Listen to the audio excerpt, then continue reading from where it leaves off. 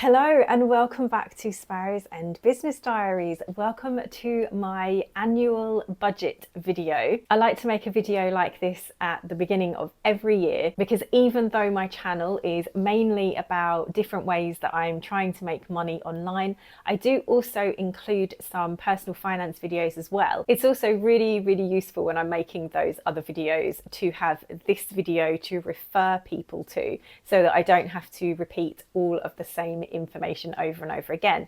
And I really think it helps to put my online income into the context of my broader finances. I think that's a really useful thing for viewers to know about. So what I'm going to do in this video is do a quick chat about that context, a little bit about my household, my setup and so on. And then we're going to take a deep dive into my budget for the year. So in terms of context then, these are the things that I think is helpful for you all to know. I'm 43 years old, soon to be 44, and I think it's really useful for you all to know that I'm not starting out in life, that I have been, working for a long time. I have got myself into debt and out of debt. I've saved, I've invested, I've bought a house with my other half. I've been paying off a mortgage, I've been paying bills, I've earned a reasonable amount of money, I've earned not very much money.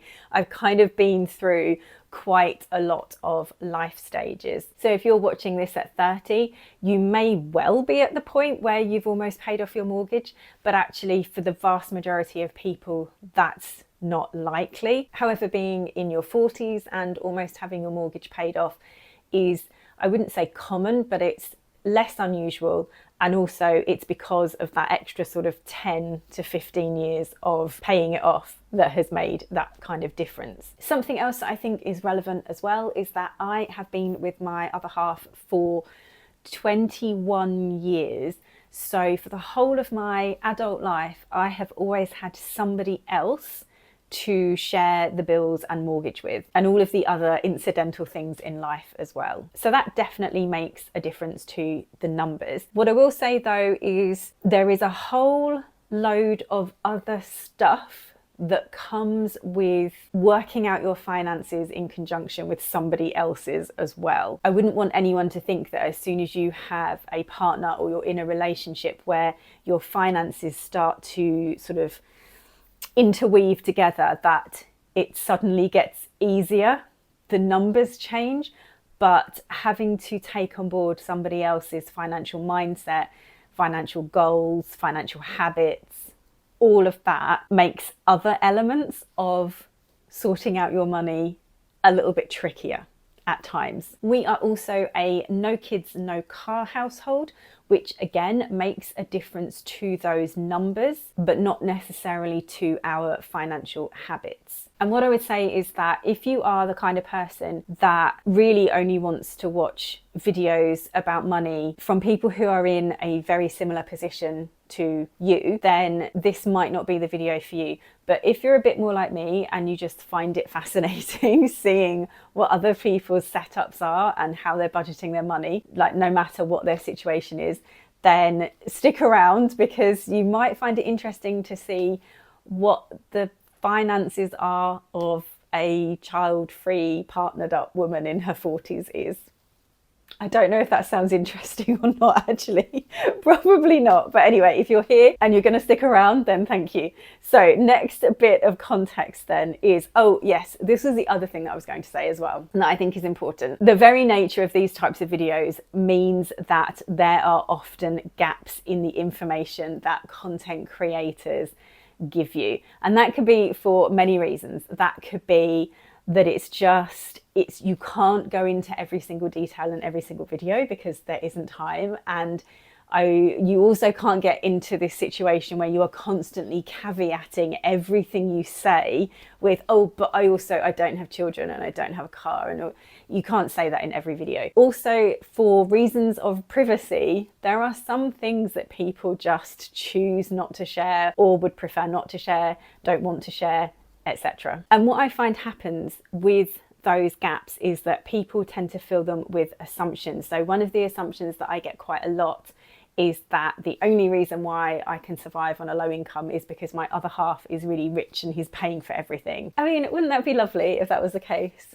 Or would it? I don't know. Anyway, my other half is basically he's an average earner. So he has picked up a little bit of slack here and there over the last sort of 2.5 years when my income has been particularly up and down. But when I say picked up the slack, I mean things like, for example, I'm trying to think of something. If we go out for the day and we're having lunch and dinner out, which is not a frequent thing that we do, then I will be the person that pays for the lunch and he'll pay for the dinner. So just slightly tweaking things so that he's taking the slightly bigger expense. So there's been some of that, but certainly not the case that he is covering everything because I can't. Something else that might be useful information for you is that prior to being self-employed, I was a teacher for about 13 years, just shy of 13 years. And at various points of my career, I would say I was probably like below average salary, and then above average salary. But even then, it was still a public sector salary. So in the last position that I was in as head of faculty, I was paid an assistant head's wage, and that was pretty decent. That was pretty good. I was kind of happy with that. I had plenty of money to cover, my expenses and have some to spare to save and invest and things like that. So I haven't been a high earner for the last 20 years, but I've definitely earned a lot more than I currently earn in the past. Now, this year in 2024, I am projecting that I will earn a bit more this year than I have in previous years because YouTube's going well, KDP is building up. My reselling income, because I was taking a look at my income from 2023, thinking about whether to make a video about it. My income from my reselling business is not as bad as I thought it was, so I think that's still going to be relatively strong this year. And there's various other, what's the expression? It's an old-fashioned one, something about irons in a fire. Is that it? Irons in the fire? I've got quite a few irons in the fire that are starting to build nicely. But even so, I'm going to stick to budgeting for £12,000 a year rather than budgeting for money that I'm not completely sure I'm going to make. Whereas 12k, I'm pretty confident about now. Right, are we ready for the numbers portion of the video? As I mentioned earlier, I will convert as much as is sensible into US dollars as well for several reasons. The first one being that I do actually have a big proportion of my audience based in the US. And so it'll be really lovely for you guys to actually make sense of the numbers that I'm using. So I am going to budget for a £12,000 annual income, which is about $15,000. Exchange rates fluctuate, and I'm obviously sort of rounding up and down a little bit so that we have round numbers for the most part, not all the time. Sometimes I've forgotten to do that, but most of the time I do. So 12,000 a year, $15,000 a year. I'm going to talk you through, first of all, the bills, the household expenses, the things that come out of our bills account. So the way we have things set up is that we each pay a certain amount of money in every month that goes into a current account, and that's just the one that we use for bills. It's an account that we both have access to.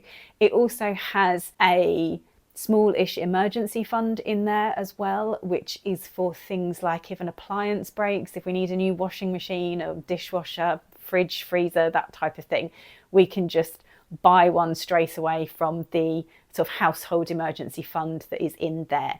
It's different from personal emergency funds that we would use to replace or top up our salaries if we needed to. This is very much household breakage specific emergencies. We pay in slightly different amounts of money. We're on a approximately 45-55% split, where my other half pays 55% of the amount of money that goes in there every month, and I pay about 45%-ish. Like, there's not a huge sort of difference in it.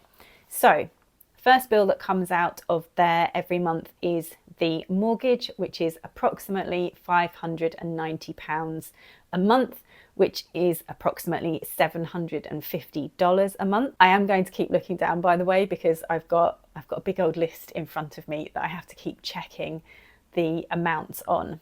So that's the mortgage. Council tax is £177 a month, which is $225.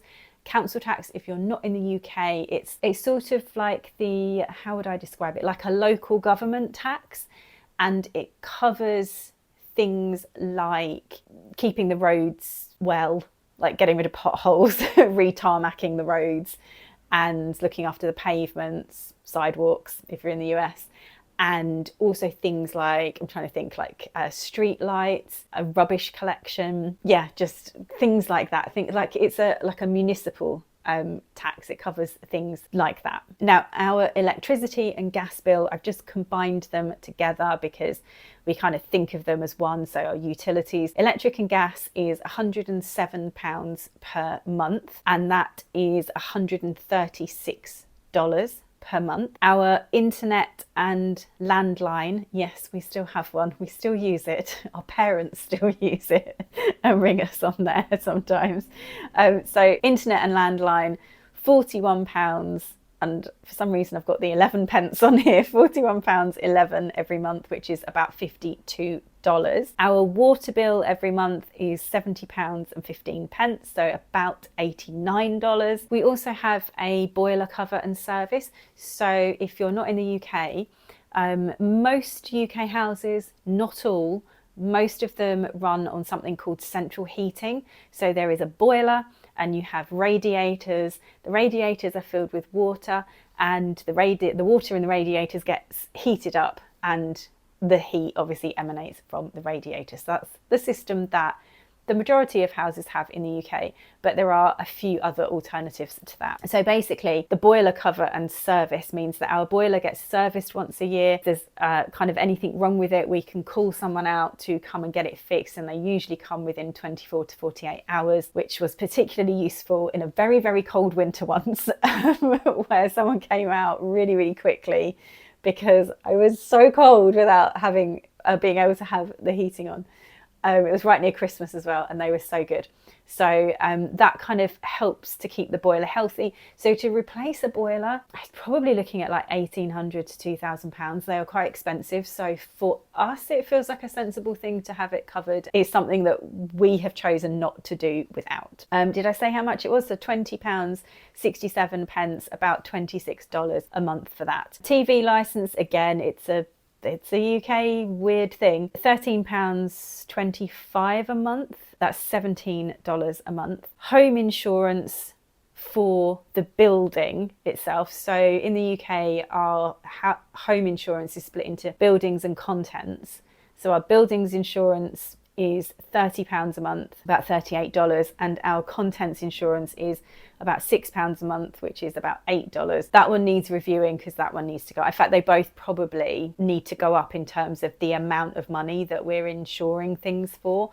So that's something that I might review at some point this year. Netflix, $7.99 a month. We've kind of dropped down a tier, not to the one with ads because I don't want to be watching ads on there, but we have dropped down a tier and that has been absolutely fine. And that's about $10 a month. My allotment costs £6.25 per month, so $8 a month. I'm sort of thinking this year to bring some of the expenses of the allotment into almost like the household budget, just because it's sort of a hobby, but like last year I did manage to produce some food, like not a lot. Not even sure if I produced enough to make the money that I spent on the allotment worth it or not, but I don't know. That's again something that I'm going to be reviewing a bit this year, I think, so it might look different next year. That comes to a grand total of £479.71, which is about $609. So my other half will pay in the $590 for the mortgage, and I will pay in the £500, or I will pay in £500, which more than covers the bills with a little bit of an overpayment as well. And that overpayment is really important because the overpayment basically being what's built up the emergency fund in there. That and something else as well. So the council tax that I quoted earlier, that only comes out for 10 months of the year, but I pay in that £500 like every month of the year. So for 2 months, that 170 odd quid doesn't get taken out, and that gets kind of left in there, as well as the monthly overpayments that are coming from the bills not quite reaching £500. And when that happens like year on year, and there's always a little bit of an overpayment, and there's always that couple of months of the council tax not being taken out every year, you can very, very quickly, within a few years, build up a really decent emergency fund in there for all of your household stuff. So that's just a little tip for you about kind of how sort of doing things in this way can actually work out really well. It's very streamlined and organised, and you can build up an emergency fund without really trying. On that note, and this I don't think I've converted particularly much into dollars. So yeah, so I will be paying £500 in every month, which is about $636.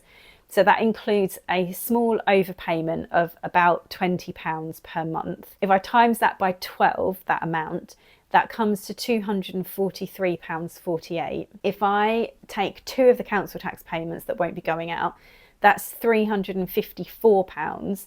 So over the course of 2024, I will be overpaying, or rather the account baseline will come up by £597.48. So about £600, which, what did we work out? £600 is about $760. So that will be in there, and I kind of won't have had to do a thing, if you see what I mean. That will just increase. And then we've also got £200 coming from our gas and electric company, where we've managed to pay too much over the last year. Even though I was reducing the direct debit down and down, we were still overpaying. I think our consumption is just so low now. So that's going in as well. So it's going to be about £800 that the emergency fund is going to grow by over the course of just 1 year, without much effort or thinking on my part. So that's really good. That's what I'm saying. That's really good. So that will be excellent to be able to do that. Now let's come on to personal expenses. Now I'm going to talk about groceries, which are actually a household expense, but we don't like take it from the joint account. We don't actually use our debit cards or anything from that joint account. It sits there with the money going in and the bills going out kind of in the background. The groceries kind of come out of our current account, so we just class that as sort of slightly different as a personal expense. And we were thinking of putting that up, and then we kind of thought, no, we're going to keep it the same as 2023, because what's happened is there's been a little bit of creep has sort of come into it, a few too many, not so much treats, but there's just been a bit of like less effort on our part to be a little bit more thoughtful and organised about kind of ordering our groceries and the top-ups. There's been a few too many little top-ups and things like that. So we're actually going to go back to, and so far this month it has been fine, going back to £200 a month for groceries. We pay £100 each. So we split that one 50-50. By groceries, I mean, obviously all food stuff and all cleaning products like laundry, basic toiletries like soap, shower gel, shampoo and conditioner, unless either one of us wants anything particularly fancy, toothpaste, mouthwash, kind of all of that basic stuff. And then if either one of us wants, fancy toiletries, like an expensive perfume, I mean, that goes on a Christmas or a birthday list. And then in terms of things like face cream, I kind of have like a little, sort of like a rough kind of rule in my head that if I find a moisturiser at the supermarket and it's about £5 or £6, it's been kind of discounted or whatever, then I will kind of take that out of the grocery budget. But anything more than that, I consider to be more of a treat item, and a little bit more unreasonable to expect that to come out of like joint expenses. And that's a self-imposed rule. That's nothing other than me thinking about what I think is fair or not fair for me to kind of spend from that grocery budget. But yeah, so it pretty much covers everything. I mean, I get like pretty much all of my toiletries apart from a few skincare items, and like makeup and stuff like that doesn't come out of that budget. But yeah, so that is the groceries. So the way we do it, so we'll do one big online order, and you know, that's for the basis of the whole month, and that normally comes to about 130 to 140 pounds, and that'll be things like pasta, rice, potatoes, anything frozen, all the breakfast stuff, the meat, and just like the vast majority of stuff we will get in that main shop. And then what's left, so say there's 60 or 70 pounds left, that is for little fresh veg top-ups throughout the rest of the month, and also for anything that we've forgotten to order in that big shop, because there's usually something. It'll be something like, oh my god, we don't have toilet paper, or we've forgotten to order toothpaste, or there'll be like a little something that we've just forgotten to order. So that's what that little bit of top-up money is for, and it's completely doable. We're just gonna keep an eye on ourselves a little bit, just to kind of get back into the habit of not going over the £200. We never went over it by much, but I think we were starting to feel that, like, you know, it was like £10 over, maybe £20, and then I think we had one month where when we thought about the top-ups that we'd been doing, there were too many. Yeah, anyway, that's a whole other conversation. It's probably a whole other video. But yeah, so that's the way our that's the way our groceries work. That's how we do things. I've then got my mobile phone, which is £36 a month, which feels a little bit extravagant. That is an extravagance of mine, and that works out at about $45. And then I also pay for my dad's phone, sort of. So the direct debit is set up via my bank account. So my dad and stepmom are not on the internet. They are one of, I think, what is it? Is it just 5 million out of about 70 million people or households, or I don't know, something. Anyway, they're in that tiny little percentage of people that do not have the internet in their house. It's very sensible. It's like the not having social media. It's lovely. It's always a joy to actually, it's always like going back in time ever so slightly. So I kind of do all of that via my own banking, and that's £7.50 a month, which is $9.50 a month. So it's a very, very basic plan, basically so that me and my dad can text each other, that he can make phone calls in an emergency if they're out in the car together and, you know, something happens, they break down or whatever. So very basic. And he also gives me a chunk of money towards it. I think he gives me about £60 a year towards it, which doesn't quite cover it, but it's because it covered it when it started, but the price has crept up a little bit, and I am just going to subsidise it. I'm not going to charge my dad the extra £2.50 a month or anything. I don't care. He's just living in like cloud cuckoo land where he thinks that it's the same price year on year, but that's okay. That's completely fine. So I do get a bit of that money back later on in the year, but I still class it as an expense because it's coming out every month. And the other thing I've got on here is my iCloud storage, which is $8.99. That's gone up recently, which is about $11.44. And with that, I don't think I'm ever going to get rid of it. I've been paying for it for years. I find it so helpful. It's part of my little Apple ecosystem that I have. But what I do want to look at is whether I can drop down a tier. So I have started clearing out. I've got this fantastic app called Get Sorted, and you can just very easily go through your photos and swipe to get rid of things and to keep things, and it's really, really good. So I've cleared out thousands of photos and stuff so far, and I've still got, I think, 2 or 3 years to go through on this app. Anyway, so that's really good. And that comes to £152.49, so about £153. And then in terms of, so I've got savings, pension and investment, bearing in mind the amount that I'm working with really about £900 a month, even though 12,000 works out at £1,000 a month.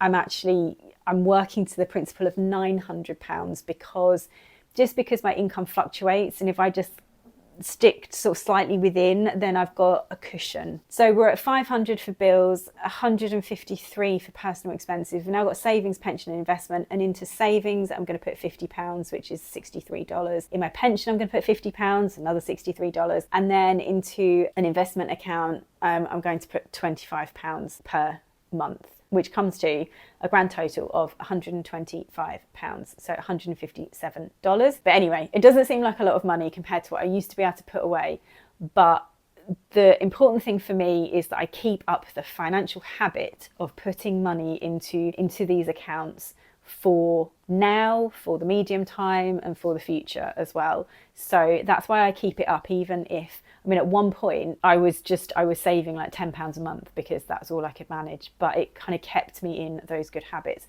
The other thing that's worth remembering as well is that people can be on a much, much higher income than you, but still not be living within their means and organising their money, and still might be like not saving at all, even though they're earning 2, 3, 4 times as much as you. So it's just, yeah, it's all relative.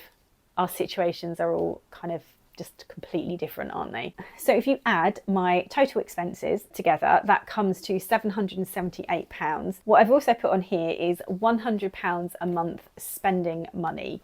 Kind of as a minimum. I might take a little bit more if I'm having like an amazing month of income or something like that, but £100 minimum. And what that does is that covers a little bit of travel. So, you know, getting the train to visit my parents or something, or getting a train to, you know, go somewhere that's further away than the town that I live in. Most of the time I walk everywhere though. I walk most places. But yeah, so a little bit on transport, a little bit on treats, little bits and pieces that I might want. You know, it works out at about £25 a week, and that's kind of plenty for me, really. So that all comes to £878, which is kind of within that £900 that I've sort of budgeted for, and then it's well within the £1,000 a month that technically my 12k a year salary will bring me. And that's kind of it in terms of my expenses and my budget and things like that. If you have any questions, I'm happy to do a Q&A video based on my budget. The only thing I would say is, because it's money, please write your comments as politely as possible. All of my regular viewers are absolutely on it when it comes to just expressing themselves with, you know, a kind of a positive but curious about something outlook or mindset or whatever. It's, yeah, just occasionally people can say things that are really just very rude. So if you can avoid that, then you can ask me whatever you like, and I will choose to answer anything that I feel comfortable answering. Sorry, I was hitting the microphone there. So yeah, questions are all okay with me. I hope that you found this video interesting. Like I said, please do drop me any comments or questions down below, and I will see you soon in the next video.